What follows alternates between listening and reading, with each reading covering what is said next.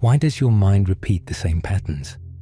That question appears when you realize you stumbled over the same stone again this week, reacting with the same impatience to the same person, or sabotaging a personal step forward, right after promising yourself that this time you would act differently. You want freedom with all your strength, yet something older and quieter inside you interferes with your choices without asking permission. You do not lack willpower, and you do not lack information. You are facing a mechanism working in the shadows, proving that real emancipation is not merely the absence of physical chains, but a state of mind. What is disturbing is that you can walk through the world believing you own your steps while remaining inside an invisible captivity. History has revealed this contradiction through figures such as Socrates, Gandhi, and Mandela, who preserved an unbreakable spiritual autonomy despite imprisonment, and were in many ways freer than the guards watching their cells. Among them stands Viktor Frankl, a man who decoded the secret of inner sovereignty in one of the most hostile settings imaginable. They all activated the observing self, the witness consciousness that sees every thought and every reactive impulse without merging with them, a space of lucidity you have already touched in moments of absolute stillness. The mind that observes its processes without identifying with the drama is the territory we are going to explore from 8 different angles, each more uncomfortable than the last. As you enter this map, you will discover that the cycles holding you may not fully belong to you. They can operate through structures shaped long before you were born, inherited patterns that move through families, cultures, and histories with a force that feels personal only because it uses your voice. You will understand that what we now call a repetitive pattern has an older name and a far more unsettling explanation than many modern psychological theories allow. You will also encounter the uncomfortable question about freedom that one of history's most influential thinkers could never answer, a gap in his system that few have dared to hold without rushing to close it. Recognizing this mechanism in your own experience awakens attention you can no longer ignore, a vague sense that you are living from a script that is not entirely yours. And once you feel that, ordinary life starts to look different. The reaction, the impulse, the fear, the sudden self-sabotage, all become clues. They point towards the hidden machinery beneath your choices and to the observer who can see it. The voice that analyzes every thought, the mind that observes its own processes, the witness that catches the pattern before it repeats, all point towards the same territory Viktor Frankl explored from the most extreme place a human being can inhabit. In the abyss of the prison camps, where existence was stripped of almost every trace of dignity, this psychiatrist did not merely survive.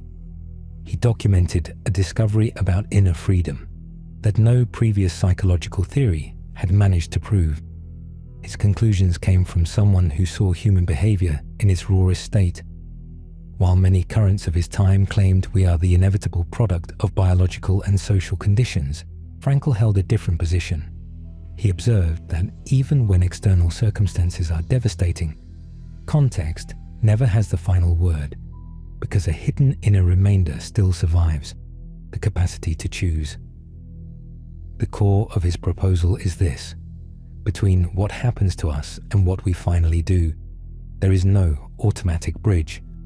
There is a gap, an intermediate space where consciousness can pause before dragging the person into action. That is precisely where real freedom is decided. Think of the exact instant when you receive an uncomfortable message, or when someone drives recklessly in front of you. There is a fraction of a second before the irritated reply, the insult, or the defensive justification. Everything hangs there. Almost no one inhabits that void consciously, but expanding it transforms your relationship with your own reactions. Frankl explained that everything can be taken from a human being except one thing: the freedom to choose the attitude they take towards their fate. When you manage to stand in that pause as a neutral observer, you break the immediate inertia created by external impact, and can choose a real response.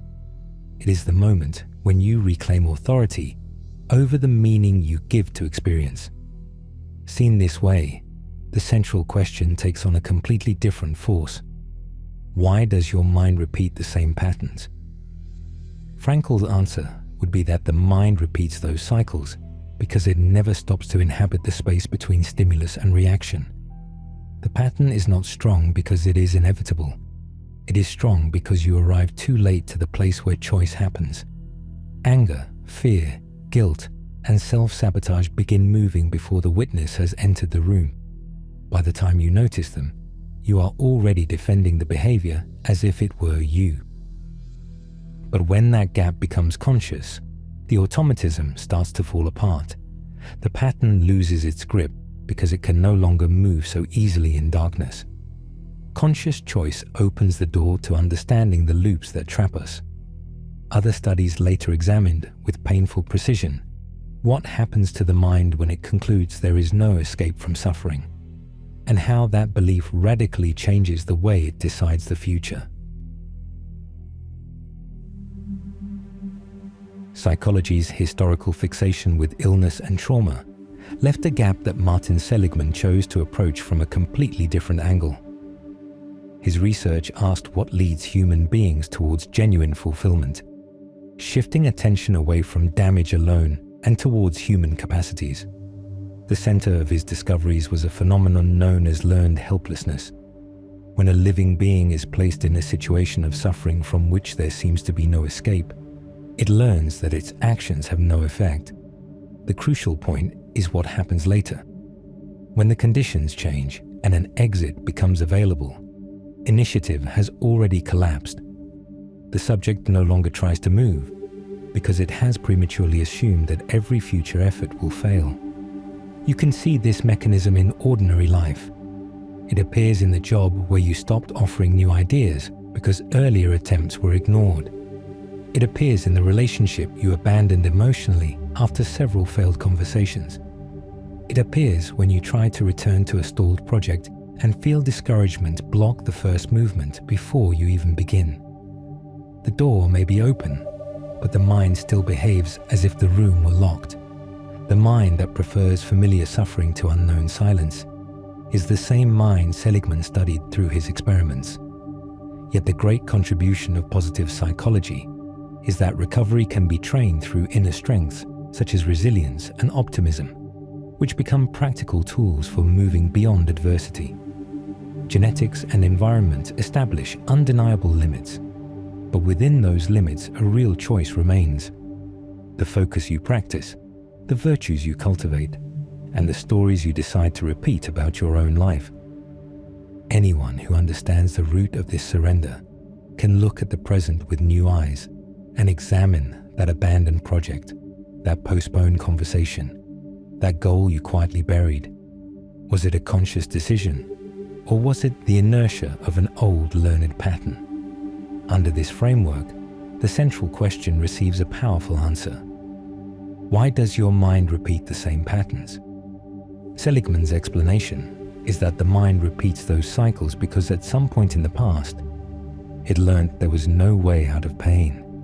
Fortunately, whatever has been fixed through learning can also be unlearned. Understanding how experience sculpts automatic responses is only part of the territory. There are older perspectives that examine even deeper dynamics, focused on the way these loops operate from ancient layers of the human psyche, moving beneath awareness long before the person notices they are being guided by them. That is where the next door opens, not towards behavior alone, but towards the inherited depths where repetition becomes fate, until consciousness finally interrupts its secret rhythm from within at last. The break between Carl Jung and Sigmund Freud marked a decisive turning point in the history of psychology. While Freud descended into the shadows of the personal unconscious, Jung lifted his gaze towards something far wider. His work proposed the existence of the collective unconscious, an invisible network linking all humanity through symbols, myths, and ancient archetypes. This structure is not an abstract theory. It is a living force operating inside you at this very moment. You can see it in the disproportionate reaction you recently had to a small criticism, an impulse almost identical to responses you have repeated for years in similar situations, and one you clearly did not choose through reason.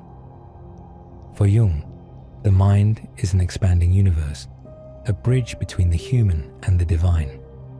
Immersed in ancient traditions, mythology, and hermetic knowledge, he understood personal transformation as a true spiritual alchemy. The transmutation of the lead of unconsciousness into the gold of self-knowledge is not decorative metaphor. It is the real process that begins when the mind stops repeating inherited patterns and starts creating from its own center. Gold is not waiting at the end of the road. It appears in every moment when consciousness chooses to suspend automatic reaction. Through this awakening, which Jung called individuation, the individual looks inward and discovers that the spark of the universe lives within the self. This perspective redefines free will. Freud often portrayed the human being as a prisoner of biology and past trauma. Jung, by contrast, defended a deeper freedom reserved for those willing to travel beyond the surface.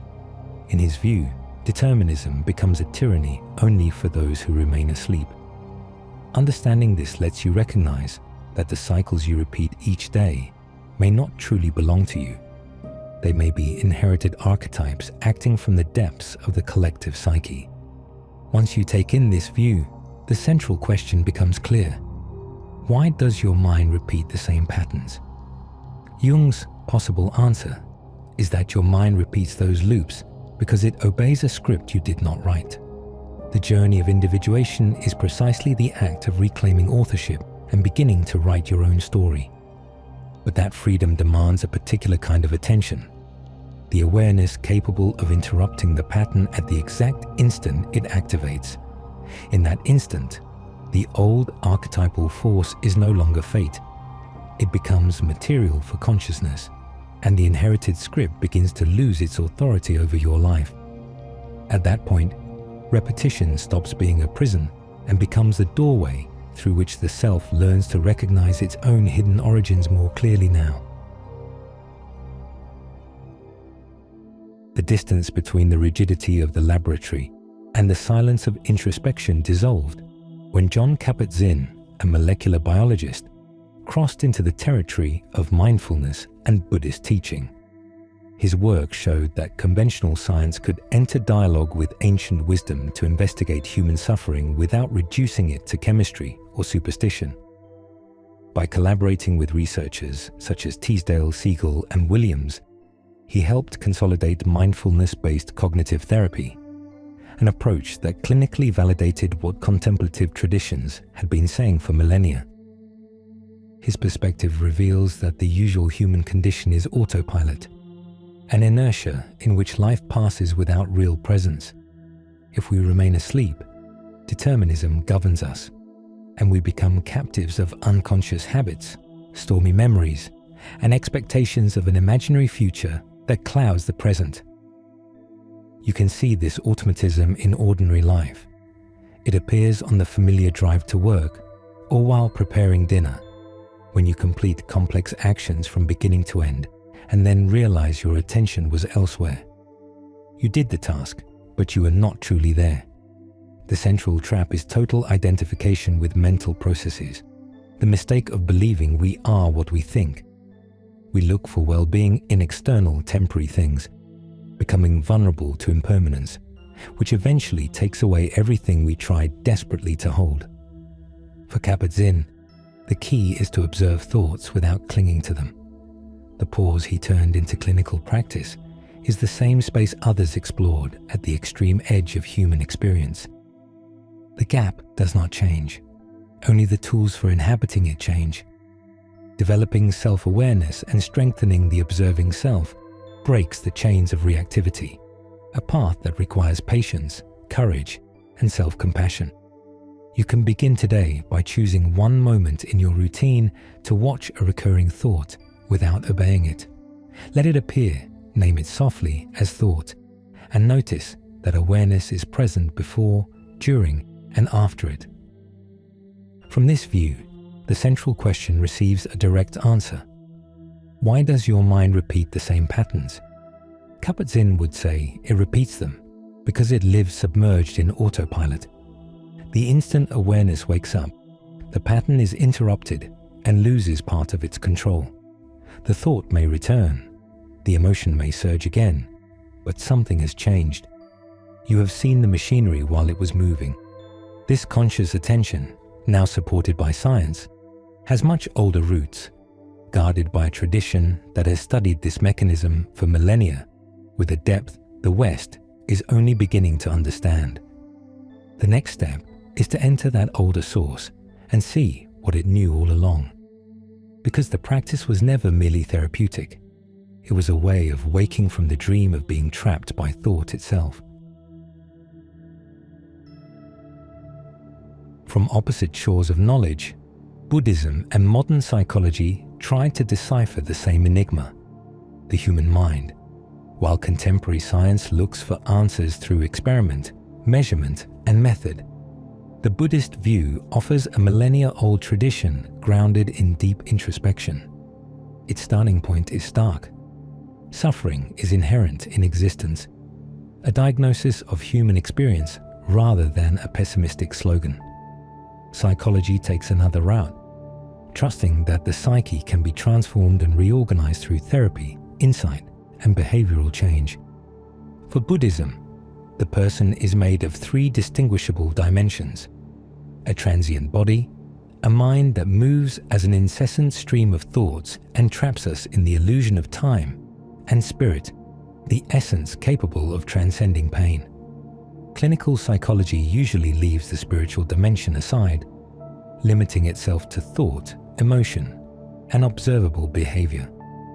You recognize that mental stream in ordinary life when you notice you have spent days locked inside the same repetitive thought, circling the same awkward conversation, the same financial worry, or the same person.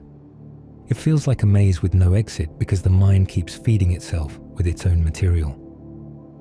The origin of the loop depends on how each path understands identity.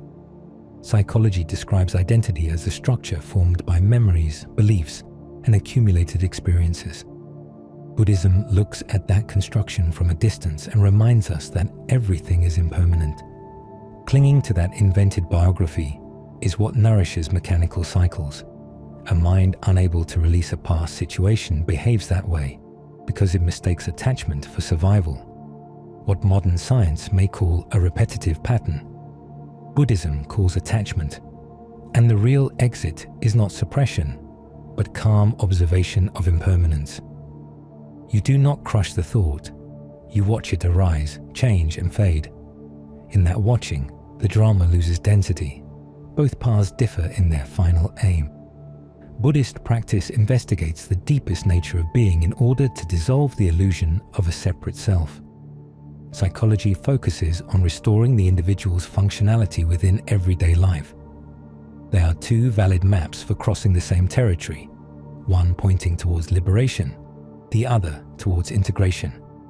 You can use this directly the next time you detect a cyclical thought. Pause and ask whether that content truly belongs to the present moment, or whether it is a mental construction feeding on itself. Is the problem here now, in the body and the room, or is it being replayed by memory and projected into time? Seen this way, the central question reveals its secret. Why does your mind repeat the same patterns? The Buddhist answer is that the mind repeats them because the ego needs the continuity of its dramas to survive. The moment you understand impermanence, the loops lose support and begin to dissolve. This convergence between Eastern wisdom and Western science points towards a shared territory that one American thinker attempted to articulate through pure reason, giving modern language to an ancient intuition. Freedom begins when consciousness stops mistaking its passing contents for itself.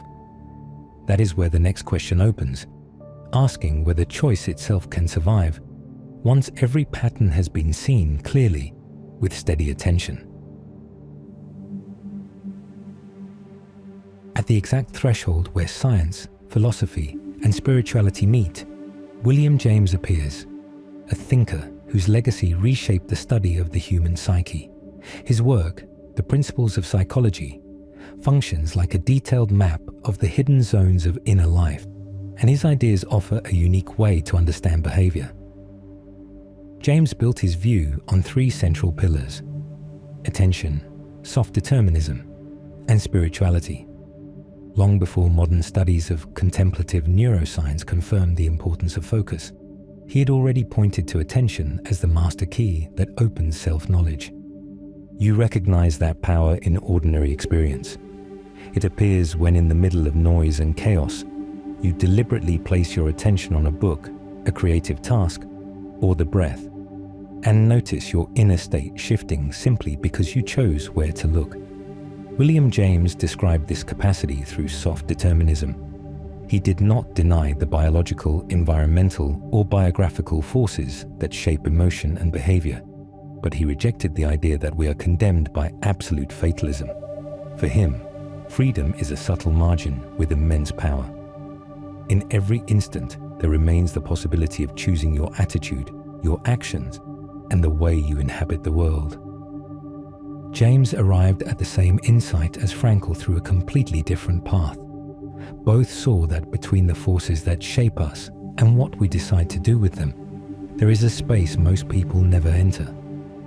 The difference is that James studied it through philosophy, while Frankl lived it at the darkest edge of human experience. This autonomy opens towards spirituality, understood as a dimension beyond rational intellect and touched through contact with the transcendent. It is a movement towards the infinite, where the individual begins to loosen the ego and recognize a wider field of consciousness. You can apply this in the next moment of tension. Instead of letting habit choose for you, pause and decide where attention will land. Put it on the breath, on the body, on one truthful sentence, rather than the old story. That small redirection is not minor. It is the exact point where pattern begins to change. With this approach, the central question finds its place. Why does your mind repeat the same patterns? James would answer that the mind repeats them because attention is untrained. It follows the loudest stimulus, the oldest fear, the most familiar interpretation. When you direct focus towards a new point, the cycle is interrupted and behavior becomes flexible again. Yet the freedom James defended can vanish when the environment takes almost complete control of behavior. This radical possibility led later thinkers to question whether conscious choice exists at all. And that is where the next tension begins, between the dignity of attention and the terrifying claim that what you call freedom may be only another pattern waiting to be exposed. To face that possibility without despair is the next test of the observing self within you.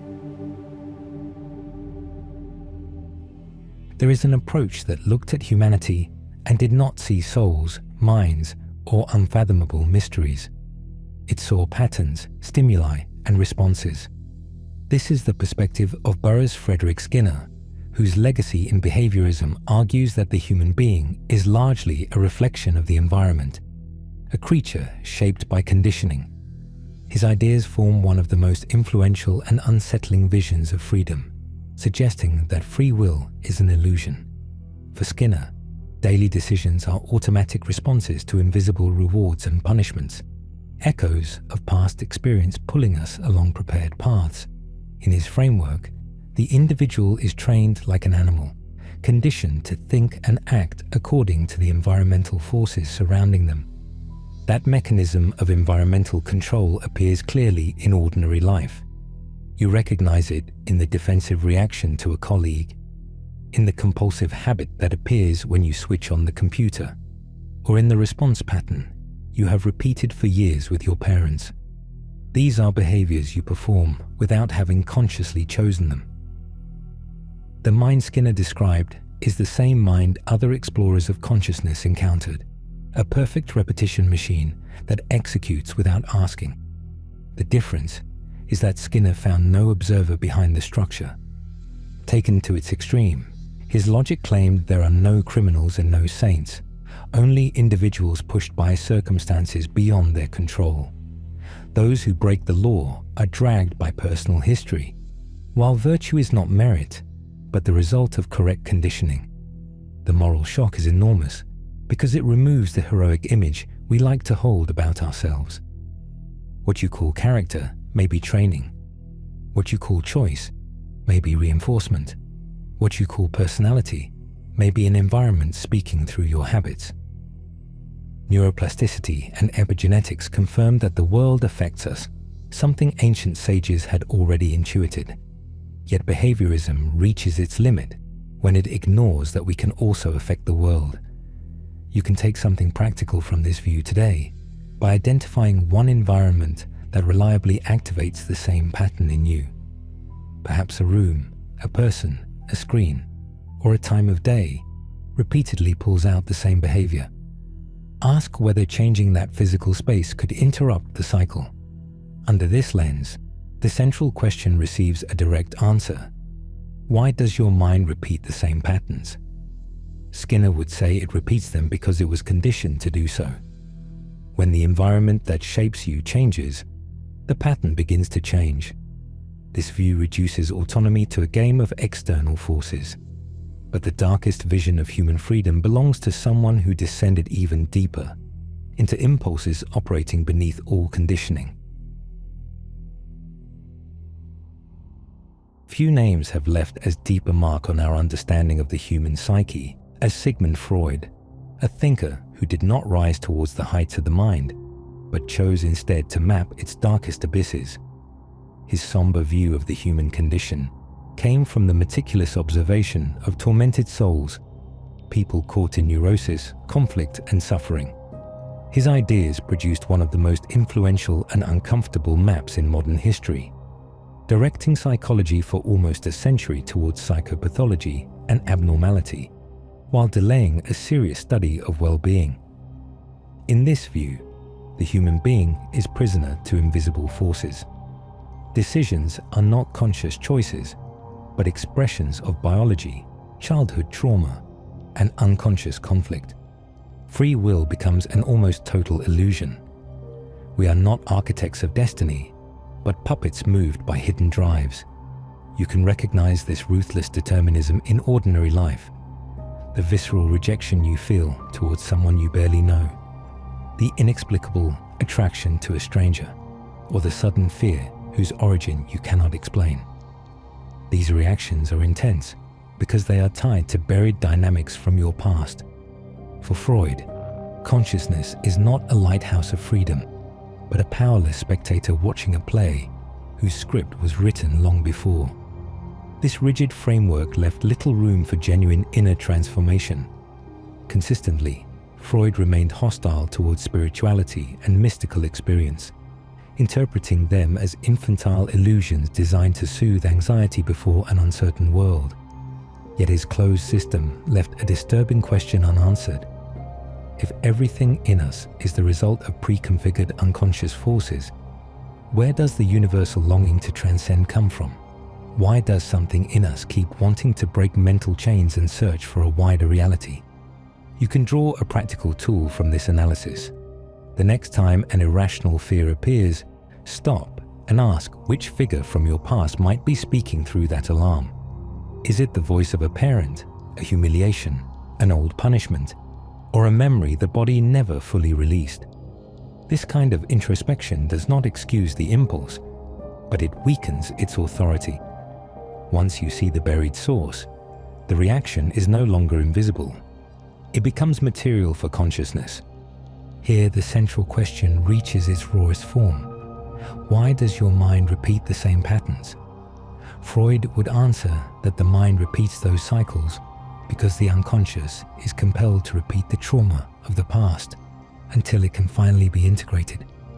The symptom returns because the hidden wound is still seeking language. Breaking this determinism requires the reverse movement, turning the weight of buried impulses into conscious understanding, bringing darkness into speech, and allowing what was compulsive to become chosen. Only then does the old pattern stop commanding you from below and begin revealing the wound it was protecting all along inside your life. And that concludes our video. If you enjoyed the content as much as we did, don't forget to subscribe so you don't miss a single episode. Leave a comment below. We'd love to hear your feedback and suggestions for future videos. And don't forget to turn on notifications to stay up to date with all our updates. Thanks for being part of our community. See you in the next video.